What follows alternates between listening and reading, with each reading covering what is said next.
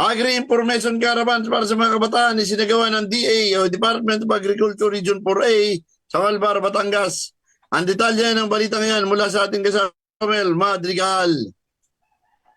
Aabot sa 200 mag-aaral mula sa Malbar Senior High School ang dumalo. Nakilahok sa sinagawang Information Caravan on Agriculture for the Youth ng Department of Agriculture for Calabarzon sa Malbar, Batangas. Ito ay pinangunahan ni DA4A Regional Agriculture and Fisheries Information Section sa layo na mahikayat ang mga kabataan na tahakin ang landas ng agrikultura.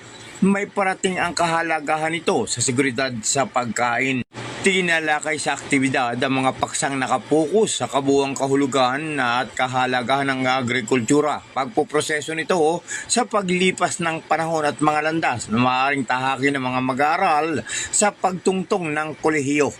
Nagsilbing mga tagapagsalita mula sa DA4A sina Joy Prayol ng Lipa Agricultural Research and Experiment Station, Dennis D.L. Bihis ng Quezon Agricultural Research and Experiment Station at Hazel Reyes ng Research Division.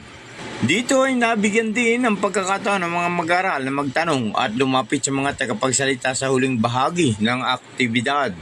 Ayon kay Malbar Senior High School Principal Rosalie Liwanag, napakaganda ng timing ng kagawaran dahil nalalapit na ang pagtatapos ng mga mag-aaral at isang malaking hakbang din ito para sa kanilang mga guro na magbigay ng mas malawak na opsyon para sa kolehiyo.